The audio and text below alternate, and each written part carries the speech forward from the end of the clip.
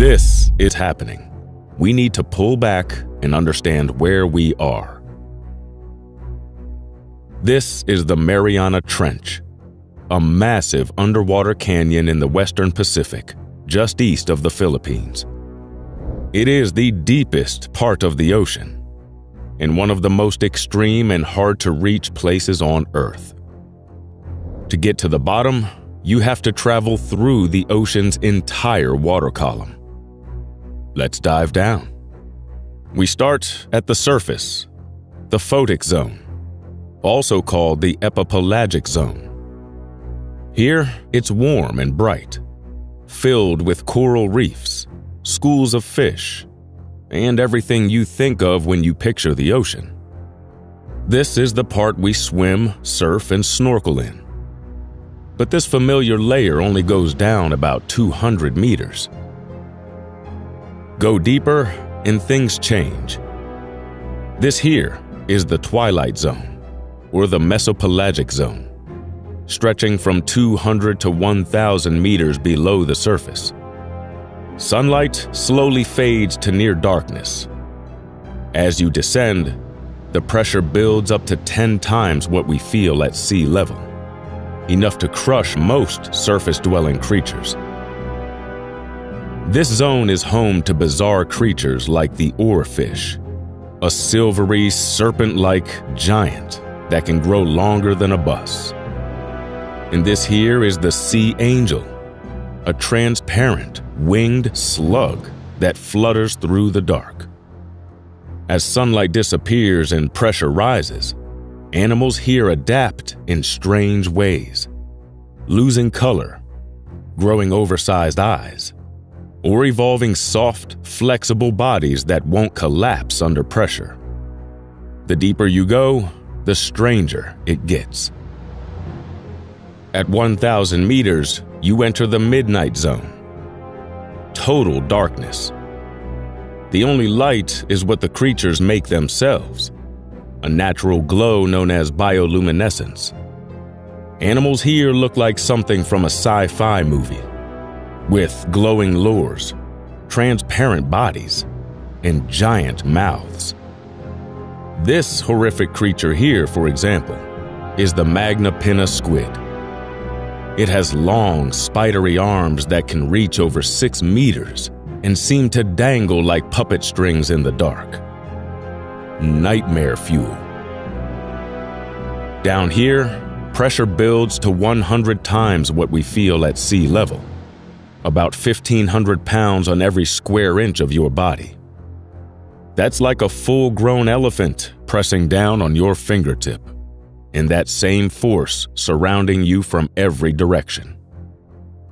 One of the most well-known creatures from this zone is the blobfish.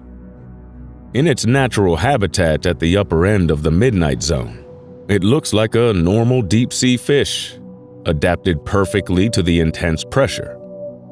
But when it's brought to the surface, all that pressure disappears and the blobfish expands into the gelatinous shape you might have seen online. The blobfish is a perfect reminder of just how extreme the pressure is down here and how life can adapt to survive it. But you keep sinking, and at 4,000 meters, you reach what's called the abyssopelagic zone, or simply the abyss. It's cold, dark, and quiet. Life is sparse, but not absent. And here's where the barren seafloor might surprise you. At first glance, it looks like plain, boring mud. But that mud is deceiving. Have you ever wondered what happens to everything in the ocean when it dies?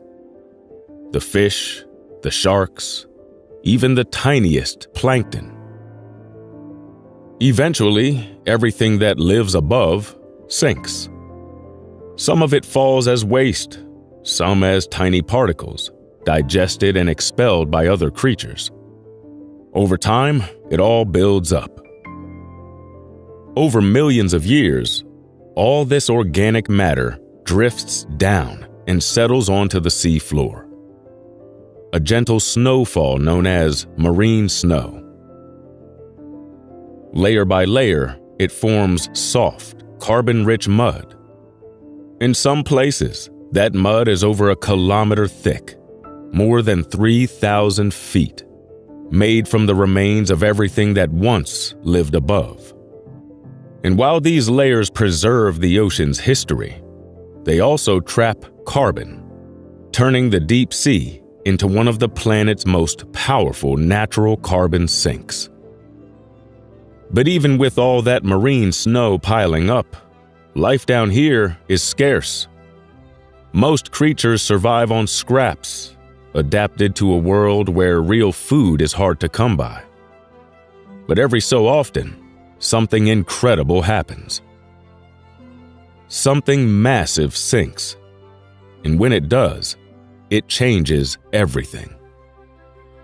This here is what scientists call a whale fall. Whale fall. Oh, whale fall. Oh, here we go, baby. Okay, When a dead whale falls to the sea floor, it becomes a magnet for life. And here you can see it. Deep sea scavengers moving in within hours. First, sharks and hagfish, then worms, snails, and bacteria. Over time, a whole ecosystem forms around the remains, surviving on a single fallen body. See these tiny hair-like things stuck to the bones? These are worms. One whale can support life here for years, a burst of energy in a place where opportunities are rare. And when it comes, life doesn't waste a moment. And yet, surviving here still isn't easy. The temperature is just above freezing, and the pressure is crushing, more than 400 times what we feel at the surface. That's like balancing 7 full-grown elephants on your fingertip and feeling that weight pressing in from all sides. You're descending further. You're now deeper than 6,000 meters below the surface. This is the Hadal Zone, named after the Greek god Hades, ruler of the underworld. It's trench territory. From here on out, the only places that go deeper are ocean trenches. Very few submarines can even reach this far down. The pressure in these depths is more than 600 times what we feel at the surface. To survive it, a sub needs a near-perfect, pressure-proof design, something only a handful of submersibles on Earth have ever achieved. And finally, at nearly 11,000 meters, we hit the bottom of the Mariana Trench. That's deeper than Mount Everest is tall. And the pressure is so intense that it would feel like 90 full-grown elephants pressing into every fingertip-sized area of your body, from all sides. But here's the incredible part. Life still exists. Some of it in strange forms, like giant, single-celled organisms called xenophytophores that filter food from the sea floor. They thrive under pressure that would crush most life. Tiny, pale shrimp creep silently across the mud. Life here is rare, but it's perfectly adapted to the extreme. So what else could be in these trenches? We know life survives, but there's still so much more we haven't seen. Let's stay at the bottom of the Mariana Trench for a moment. This underwater canyon stretches more than 2,500 kilometers across the Pacific, about the distance from New York to Denver. But not every part of it is the same depth. Because near the western end, there's a point that plunges even deeper. A pit within the trench. If the Mariana Trench is the deepest part of the ocean, then what's the deepest part of the trench? That's where we find Challenger Deep, the most extreme depth on Earth's sea floor. It doesn't go any deeper than this. It was first reached in 1960. A Swiss engineer, Jacques Piccard, and U.S. Navy Lieutenant Don Walsh made the descent in a steel sphere attached to a massive float. That first dive lasted just 20 minutes. Then, over 50 years, no one followed until filmmaker James Cameron dove solo in 2012. He captured footage, gathered samples, and made it back safely. A few years later, explorer and multi-millionaire Victor Vescova built a high-tech sub called the Limiting Factor. He made multiple dives, collecting detailed data from the bottom. But each of these missions had something in common. They were rare, expensive, and mostly one-offs. That is, until China got involved. What comes next might be surprising, because China's deep-sea activity isn't just about science. It opens up a much deeper story, one that doesn't show up in headlines. To tell it properly, our team dug into research papers, satellite data, and government reports. Some of them not always easy to access securely. And that's where Surfshark VPN came in. It encrypts our connection, protects our data, and offers features like Clean Web to block trackers and ads, ensuring a safe and private browsing experience. Surfshark also allows us to access content from different regions, which is extremely useful when researching international topics. It runs seamlessly across all our devices, keeping our work uninterrupted, secure, and without leaving any digital traces. Scan the QR code on screen or click the link in the description to get 4 extra months of Surfshark and a 30-day money-back guarantee. A big thanks to Surfshark for supporting our work. Now, let's look at how China went from one deep-sea dive to something far more ambitious. In 2020, China sent a team of 3 to the bottom in a sub called Fenduze. It was their deepest dive ever. But here's what made their effort different. They didn't stop. They doubled down. Each new sub was smaller, more advanced, and designed to return again and again. By 2024, China had moved beyond crewed missions. And this is what it looked like. A robot no bigger than a shoebox dropped into one of the most hostile environments on Earth. No pilot, no cable. It crawled across the sea floor under its own power and came back intact. That moment marked a shift from rare missions to something repeatable, scalable, and far more ambitious. Because if one tiny robot can do what used to take a massive sub, what happens when you build a fleet of them? By the way, if you're into this kind of deep, untold science, consider subscribing. We go where the headlines don't. Fenduze wasn't the end. It was the start of something bigger. China is developing a new generation of deep-sea robots. Small, autonomous machines that glide, crawl, or flex their way through the deep. Built for different tasks, they work together in fleets, covering more ground, more often, and at a fraction of the cost of crewed subs. So what are they hoping to find? The deep sea holds more than strange creatures and extreme pressures. This here is a cold seep, a place where methane and hydrogen sulfide seep up from beneath the sea floor. It may not look like much, but these gases feed entire ecosystems. Mussels, clams, and tube worms that survive without sunlight, living off chemical energy instead. Why does this matter to China? Because cold seeps are more than strange deep-sea oases. They're natural test beds. They show how life thrives in extreme conditions. They offer models for future energy systems. And they resemble environments scientists believe exist on some of the moons of Jupiter and Saturn.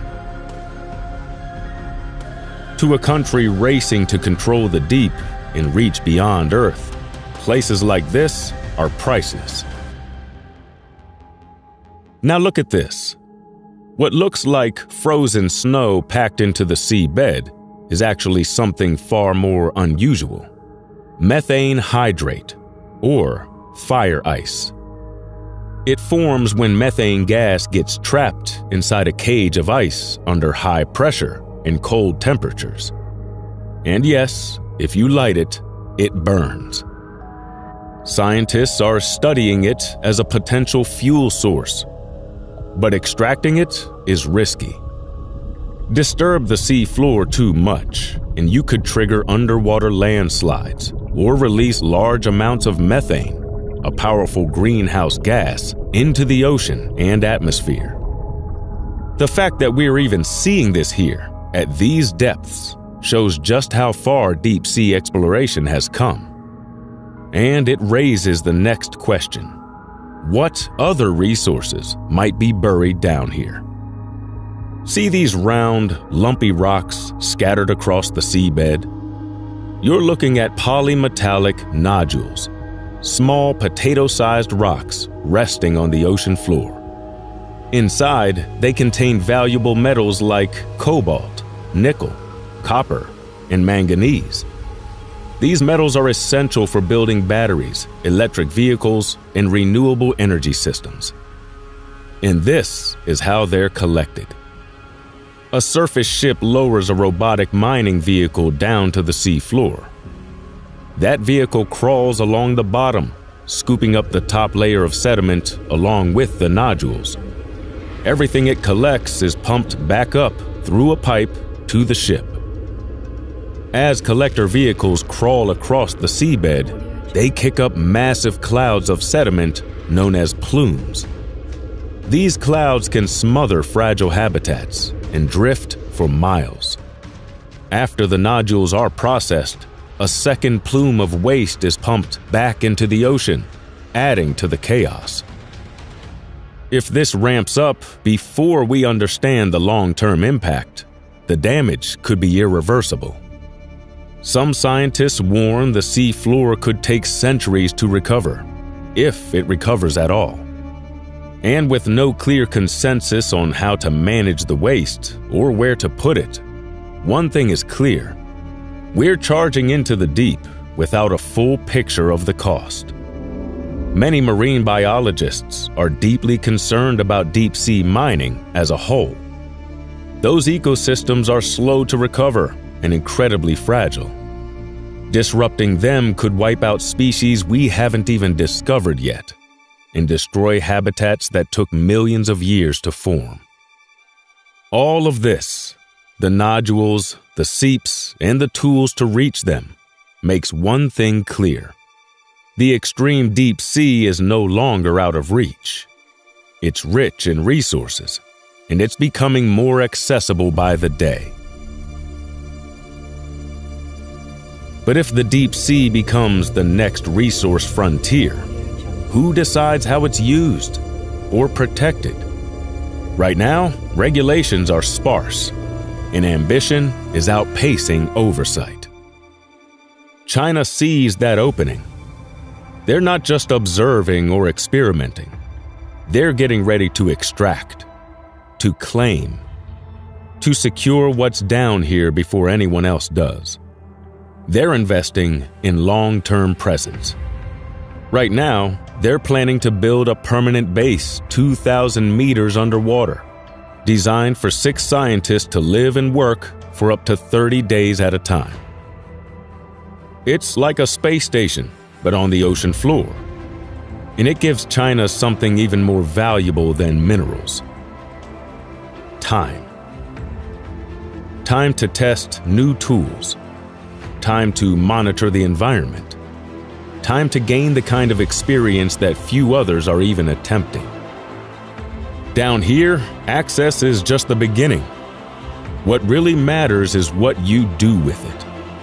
China is building the tools, the knowledge, and the experience needed to operate in the deep. Not just once, but continuously. That's how they're pulling ahead, by turning exploration into repetition, and repetition into dominance.